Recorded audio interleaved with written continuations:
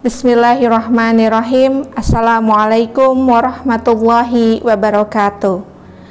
Alhamdulillahilladzi an'amana bi ni'matil iman wal islam wa nusalli wa nusallimu ala khairil anam sayyidina Muhammadin wa ala alihi wa sahbihi ajmain, amma ba'du. Puji dan syukur kepada Allah Subhanahu wa Ta'ala yang telah melimpahkan berkah iman dan Islam serta berkah dari kesehatan dan umur panjang, sehingga alhamdulillah pada sore ini kita dapat bertemu dalam acara Kultum Ramadan Virtual Field Trip pada tanggal 28 Ramadan 1442 Hijriah. Salawat serta salam marilah senantiasa kita sanjungkan kepada junjungan kita Nabi Muhammad Sallallahu Alaihi Wasallam beserta keluarganya, sahabatnya, dan semoga kita semua mendapatkan syafaatnya di yaumil akhir nanti. Amin ya Allah ya Rabbal Alamin. Yang saya hormati segenap Dewan Guru, ayah dan bunda yang saya muliakan, serta seluruh siswa-siswi SIT Cordova II, baik dari tingkat SD, SMP, maupun SMA yang Misius banggakan. Tidak terasa, kita sudah di penghujung bulan suci Ramadan. Mari kita tingkatkan ibadah-ibadah terbaik kita sebelum bulan suci ini berlalu. Bulan agung ini akan berpamitan, meninggalkan kita dengan sejuta pelajaran dan kebaikan sebagai hadiah terbaik bagi kita semua. Pada kesempatan hari ini, Misius akan mengajak kalian jalan-jalan ke Spanyol. Wah, jauh ya? Bila menyebut Spanyol, tentu pikiran kita tertuju pada dua kota besarnya, yaitu Madrid dan Barcelona. Kedua kota ini juga terkenal karena rivalitas klub sepak bolanya. Tetapi Spanyol bukan hanya Barcelona dan Madrid loh. Ada sebuah kota kecil di Spanyol bernama Cordoba. Nah, yang menarik untuk kita bahas pada hari ini adalah ternyata kota ini memiliki destinasi situs warisan dunia UNESCO paling banyak di Spanyol. Selain itu, Cordoba menyimpan jejak-jejak peradaban Islam serta menjadi pusat pengetahuan di Eropa. Melalui pembahasan singkat ini, kalian akan mengetahui bagaimana Cordoba dapat membuka jalan bagi kemajuan Eropa. Anak-anakku yang Misius banggakan, tahukah kalian bahwa dahulu Spanyol dikenal dengan nama Andalusia? Spanyol merupakan wilayah yang dibesarkan oleh pemerintahan Islam, yaitu pada masa pemerintahan Daulah Bani Umayyah. Tidak dapat dipungkiri bahwa Islam telah menanamkan pondasi peradaban, sakofah, dan pendidikan Islam. Hal ini menjadikan harkat Andalusia meningkat di benua Eropa, bahkan di seluruh dunia. Karena dalam waktu yang relatif singkat, kota Cordoba yang merupakan salah satu kota di Andalusia mampu menyaingi kota Baghdad dan Kairo dalam bidang ilmu pengetahuan dan kesusastraan. Salah satu alasannya karena peran Masjid Cordoba sebagai pusat pendidikan di kota tersebut. Peran masjid di dalam negara Islam tidak hanya sebagai tempat ibadah, namun juga menjadi pusat pendidikan, tempat majelis ilmu, bahkan menjadi pusat pemerintahan negara Islam. Masjid Cordoba yang kemudian berkembang dan dikenal dengan Universitas Cordoba yang didirikan pada masa Khalifah Abdurrahman III merupakan universitas paling masyhur di dunia saat itu dan sebagai markas ilmu di Eropa. Universitas ini menandingi dua universitas lainnya, yaitu Al-Azhar di Kairo dan Nizamiyah di Baghdad. Keberadaan Universitas Cordoba telah menarik perhatian para pelajar yang bukan hanya datang dari Spanyol, tetapi dari tempat lain seperti Eropa, Afrika, dan juga Asia. Dari universitas ini, ilmu-ilmu Arab ditransfer ke negara Eropa selama berabad-abad. Cordoba berdiri di sepanjang tebing sungai Guadalquivir di dataran luas nan subur di kaki gunung Sierra Morena.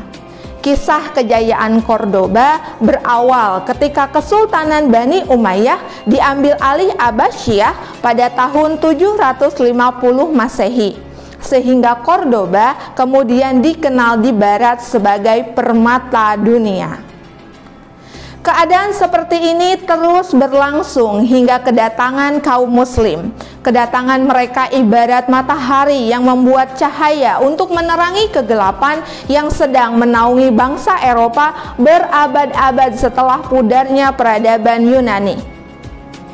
Geliat pendidikan di Cordoba makin bersinar pada era pemerintahan Al-Hakam Al-Muntasir. Sebanyak 27 sekolah swasta didirikan, bahkan gedung perpustakaan mencapai 70 buah. Anak-anak miskin dan terlantar bisa bersekolah secara gratis di 80 sekolah yang disediakan pemerintah. Pendek kata, Cordoba pada masa itu dikenal sebagai the greatest of learning in Europe. Ketika kota-kota lain di benua itu berada pada masa kegelapan, Cordoba bagai bunga yang menebar harum di Eropa pada abad pertengahan, sebagaimana digambarkan oleh seorang penulis orientalis Inggris, Stanley Lane Poole, sebagai the wonders of the world. Segala cabang ilmu diajarkan di sini, dan para pengajarnya merupakan orang-orang yang paling ahli di bidangnya. Di Universitas Cordoba terdapat jurusan astronomi, matematika, kedokteran, teologi, hukum, dan jurusan-jurusan lainnya. Para pengajar dan dosen diberikan gaji yang layak agar mereka mampu mengabdikan diri untuk mengajar dan menulis dengan baik. Berkembang pesatnya ilmu pengetahuan di Cordoba pada era kejayaan Islam telah melahirkan sejumlah ilmuwan dan ulama termasyhur. Kontribusi para intelektual dan ulama yang lahir dari Cordoba sangat diakui dan berpengaruh bagi peradaban manusia. Di antara para ilmuwan yang muncul pada masa keemasan Islam di Cordoba antara lain Az-Zahrawi, seorang ahli bedah yang paling masyhur, dokter, dan ahli obat-obatan dan pembuatannya. Ibnu Bajjah, seorang astronom, dokter, fisikawan, psikolog, botanis, dan sastrawan. Ibnu Tufail, ahli di bidang kedokteran dan sastrawan. Muhammad Al-Ghafaqi, salah satu pencetus ilmu kedokteran mata. Ibnu Abdil Bar, salah satu ulama terkenal di Cordoba, ahli hadis dan fikih. Ibnu Rushd, ahli kedokteran, astronomi, dan fisika. Al-Idrisi, ilmuwan muslim, pelopor geografi modern, termasyhur dengan bola dunia atau globe perak, buatannya untuk Raja Roger II dari Sisilia pada tahun 1154 Masehi. Imam Al-Qurtubi, seorang imam, ahli hadis, alim ulama, dan seorang mufasir Al-Quran yang terkenal. Serta masih banyak lagi ilmuwan-ilmuwan serta alim ulama lainnya. Selain ilmu pengetahuan, pencapaian kemajuan Cordoba juga dapat dilihat dari teknik arsitektur. Di antaranya adalah Masjid Agung Cordoba. Masjid Agung Cordoba berdiri atas inisiatif Khalifah Abdurrahman I pada 785 Masehi. Sang khilafah mendatangkan batu pualam dari Narboni, Sevilla, dan Konstantinopel. Luas masjid mulanya hanya 70 meter persegi di atas tanah seluas 500 meter. Setelah 2 abad mengalami perbaikan dan perluasan, jadilah Masjid Cordoba salah satu masterpiece arsitektur klasik Islam terbesar di daratan Eropa. Masjid Agung Cordoba menjadi bagian penting dalam perjalanan Islam di Andalusia selama 3 abad. Masjid ini dikenal sebagai jantung pusat ibu kota Andalusia. Arsitektur masjid ini memiliki kemiripan dengan arsitektur Masjid Agung Damaskus. Ruang utama masjid digunakan untuk berbagai hal seperti tempat belajar, tempat berdiskusi, tempat beribadah, dan lain sebagainya. Masjid ini memiliki tempat ibadah yang berbentuk persegi yang sangat besar. Atapnya berbentuk datar, terbuat dari kayu yang disangga oleh tiang berbentuk setengah lingkaran yang menjadi ciri khas dari Masjid Agung Cordoba. Bagian dinding masjid dihiasi oleh kaligrafi ayat-ayat Al-Quran. Setiap sudut masjid dihiasi oleh jendela-jendela dengan mosaik-mosaik yang penuh warna. Berikutnya adalah jembatan. Tidak hanya kemegahan bangunan ibadah, umat Islam di Cordoba juga mewarisi bangunan untuk fasilitas umum seperti jembatan. Sejarah mencatat peradaban Islam sudah sangat maju dalam pembuatan konstruksi jembatan sejak berabad-abad yang lalu, seperti yang terlihat di Andalusia dan Baghdad. Salah satu buktinya masih bisa kita saksikan di kota Cordoba saat melakukan perjalanan ke Andalusia. Jembatan Jisr atau Quintarah Kurtubah yang dalam bahasa Spanyol sekarang dinamakan Puente Romano. Jembatan itu masih sangat kokoh, membelah sungai Al-Wadi Al-Kabir. Panjangnya 400 meter, lebarnya 40 meter, dan tingginya 30 meter. Arsiteknya bernama Ibnu Malik Al-Khawlani atas perintah Khalifah Umar bin Abd al-Aziz pada 101 Hijriah. Berikutnya adalah Medina Az-Zahra. Salah satu bangunan ikonik Cordoba lainnya adalah kompleks Istana Medina Az-Zahra. Kota ini merupakan peninggalan kekhalifahan Islam pada abad ke-10. Situs yang telah berusia 100 tahun ini terdiri dari bangunan, jembatan, jalan, sistem perairan, dan benda-benda keseharian yang sangat bersejarah. Kota ini adalah simbol kekhalifahan Islam di masa jayanya. Kota Medina Az-Zahra merupakan peninggalan kekhalifahan Bani Umayyah di masa Abdurrahman ketiga. Walaupun sekarang hanya tersisa reruntuhan dan puing-puingnya saja, namun situs ini masih menyisakan bangunan utama yang mewakili kemegahan bangunan masa lalu.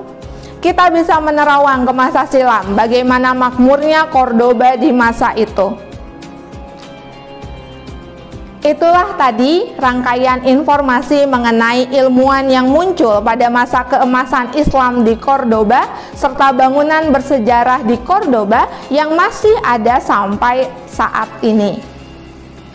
Demikianlah umat Islam telah mencatatkan tinta emas berabad-abad di Eropa. Tidak hanya sekedar kuantitas penganutnya, tapi juga peradaban Islam telah menorehkan kejayaan di benua biru tersebut, bahkan menjadi pusat pendidikan di Eropa.